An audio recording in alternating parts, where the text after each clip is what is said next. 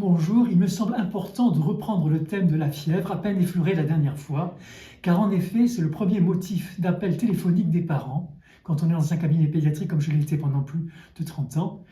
Mon enfant a de la fièvre. Donc il faut que les parents d'abord entendent quelque chose, que la fièvre est un remède. Donc les deux grandes questions, un remède que l'enfant se donne à lui-même. La première chose qu'il faut savoir, c'est pourquoi est-ce qu'il a de la fièvre? Parce qu'il y a une cause, une fièvre ne vient pas par hasard. Deuxièmement, savoir comment l'enfant la supporte. Est-ce que c'est une fièvre qui est difficile pour l'enfant ou pas? Si vous avez un enfant qui a de la fièvre, peu importe la quantité, s'il est bien, s'il joue, s'il mange, si vous voyez que dans la relation tout se passe bien, ne vous inquiétez pas, restez tranquille. Maintenant, regardez pourquoi est-ce qu'il a cette fièvre. Est-ce qu'il est enrhumé? Est-ce qu'il était en contact avec quelqu'un qui était malade? Ça fait penser à des choses. Deuxièmement, si l'enfant ne fait que pleurer, ou il n'est pas bien, vous sentez qu'il ne va pas bien, il ne veut pas manger, qu'il soit un peu abattu, ce n'est pas vraiment le problème, c'est que vous sentez qu'il ne va pas. Ce sens, il faut développer ce sens. Si l'enfant ne va pas bien, là, il faut lui donner du Doliprane à la dose de son poids précise. Là, il faut avoir toujours ça à la maison.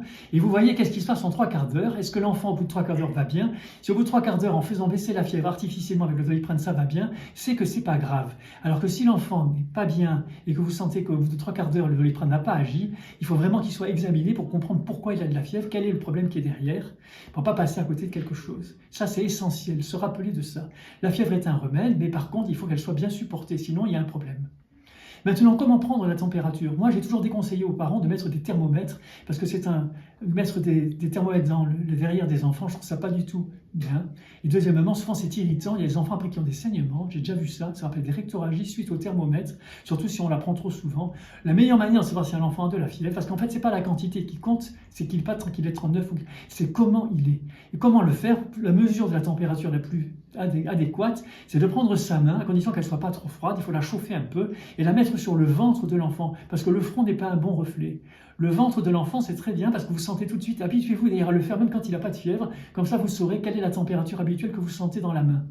Et si vous sentez que le ventre est très très chaud, d'ailleurs en ce moment, en général, si c'est très chaud, l'enfant respire un peu plus vite, à ce moment-là, vous savez qu'il a beaucoup de fièvre. Donc vous regardez comment est-ce qu'il est, comment il supporte, etc. Vous cherchez pourquoi il a de la fièvre. Est-ce qu'il a fait pipi? Est-ce que tout va bien? C'est cette manière de chercher pourquoi. Est-ce qu'il tousse? Est-ce qu'il est enrhumé? Est-ce qu'il respire bien? Vous pouvez en même temps profiter pour lui palper un peu le ventre, de voir s'il y a quelque part un endroit qui lui fait un peu mal, mais surtout ne pas s'inquiéter. Alors maintenant, il y a des maladies qui sont très particulières. Par exemple, vous avez une maladie très très courante chez l'enfant qui s'appelle la roséole infantile, qui survient une seule fois dans la vie, donc il faut bien le faire. Ça se manifeste par une température très haute, 39-40 souvent. Et l'enfant souvent est bien, il est très bien avec cette fièvre, donc il faut la laisser. Par contre, ça va durer 2-3 jours, et ça, c'est ça la difficulté, c'est que c'est long. Il faut que l'enfant vraiment supporte, sinon il faut lui donner du paracétamol. Et ensuite, au bout de 3 jours, eh bien, l'enfant fait une éruption généralisée. C'est pour ça qu'on appelle ça la roséole. C'est pas la rubéole, c'est la roséole infantile. 5e maladie. C'est la 5e maladie dans la répertorisation des maladies des enfants. C'est lié à un virus herpès. Et c'est une maladie qui n'est pas du tout grave, par contre elle donne une fièvre très élevée et on n'a pas tout de suite le diagnostic et il faut attendre plusieurs jours pour savoir si l'enfant a les boutons ou non. Et en attendant, il faut être sûr qu'il n'y a pas autre chose, parce que des grosses fièvres peuvent être aussi liées à des infections urinaires, à des otites, à toutes sortes. Donc il faut vraiment chercher. La roséole, l'enfant fait ça une fois, après il ne fera plus jamais. C'est une maladie unique, maladie infantile. Et ce n'est pas contagieux pour les adultes. Les adultes ont fait quand ils étaient petits, ils ne refont pas, sauf absolument exception. Donc je vous le redis, la fièvre de l'enfant n'est pas un problème, c'est voir comment l'enfant supporte sa fièvre. S'il supporte sa fièvre, même s'il a beaucoup de fièvre, qu'il la supporte, alors n'oubliez pas de le faire boire. Parce qu'un enfant, quand il a beaucoup de fièvre, il transpire et il perd beaucoup d'eau. Donc c'est très très important de lui proposer à boire. Il ne faut pas le forcer, il faut lui proposer à boire, avec un biberon éventuellement, très souvent, qu'il boive très très souvent, proposez-lui. Et s'il ne veut pas manger, c'est pas grave du tout. Un enfant qui ne mange pas, c'est pas grave. Quand il est occupé à sa fièvre, souvent il n'a pas envie de manger, c'est pas grave. Par contre, boire, ça c'est très important. Et pour savoir s'il boit bien, regardez s'il fait bien pipi. Si le pipi continue à bien circuler, c'est qu'il est bien hydraté. S'il fait plus pipi, il faut vraiment proposer un peu plus à boire.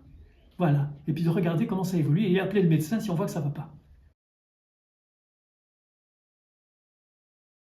Dans le problème de la fièvre des enfants, il y a certains enfants qui font des convulsions. Et ça, c'est très très inquiétant, parce que les parents voient tout de suite leur enfant, tout d'un coup, alors qu'il avait de la fièvre, qui commence à faire des mouvements saccadés, des membres, etc., et qui semble être plus là, être absent. Alors c'est très très inquiétant. Par contre, il faut savoir que la plupart du temps, ce n'est pas du tout grave. C'est très impressionnant pour les parents. Et ce qui compte, c'est de coucher l'enfant. Ça va durer quelques secondes, éventuellement 1 ou 2 minutes. Il faut coucher l'enfant sur le côté. Il est évident que si au bout de 2 minutes, l'enfant ne passe pas, il faut faire le 15, il faut appeler quelqu'un. parce que ça peut être quelque chose de plus grave. Autrement, l'enfant s'arrête net, et puis on voit, tiens, il est comme s'il est de nouveau présent. Alors là, il faut le regarder bien comment il est après avoir fait sa convulsion, le coucher sur le côté, pour que si jamais il vomissait à la fin de la convulsion, hein, et puis de regarder toujours le même sujet, comment est-ce qu'il est ensuite. Ne surtout pas s'affoler, sauf si l'enfant pas s'affole, jamais de toute façon, mais si l'enfant fait une convulsion prolongée, là il faut appeler le 15, c'est vraiment important, parce qu'on ne peut pas laisser convulser un enfant longtemps, sinon il risque d'avoir des conséquences. Alors qu'une convulsion fébrile banale, c'est absolument pas grave. Alors moi, petit souvenir personnel, j'ai travaillé longtemps en hôpital, et quand j'étais de garde en pédiatrie, on avait souvent, mais ça y remonte il y a longtemps, il y a plus de 30 ans, quand on avait un enfant qui avait convulsé, les pompiers, les parents appelaient le 15 de l'époque, et les pompiers nous l'amenaient en disant un enfant a convulsé. Et nous, on préparait le service de réanimation, la salle de réanimation, et en plus, on avait des ordres très bizarres à l'époque, parce qu'on ne connaissait pas bien. On leur faisait une ponction lombaire pour être sûr qu'il n'avait pas une méningite. Ce qui, en fait, c'était pas la peine de faire ça. Mais en fait, dans le doute, ça, c'était l'hôpital. Hein. Et en fait, moi, je me suis rendu compte de quelque chose en pratiquant la pédiatrie, que quand on respecte la fièvre des enfants, il y a un truc très important, c'est que l'enfant apprend à faire sa fièvre, parce que les convulsions fébriles, c'est très mystérieux. Il semble qu'en fait, c'est lié au fait que l'enfant a une tolérance à la fièvre qui n'est pas encore maîtrisée. Le centre nerveux de la fièvre n'est pas mature. Hein. Et quand un enfant a fait plusieurs fois des petites fièvres, il ne fait pas de convulsions. Et moi, dans ma pratique pédiatrique, dans tout le temps où j'ai travaillé, je n'ai jamais vu une seule convulsion fébrile. C'est bizarre, d'ailleurs, alors j'en voyais beaucoup à l'hôpital. Mais je pense que ça vient du fait que les enfants faisaient des petites fièvres et qu'on les respectait. On ne leur donnait pas tout de suite le Doliprane, comme on disait à 38, etc.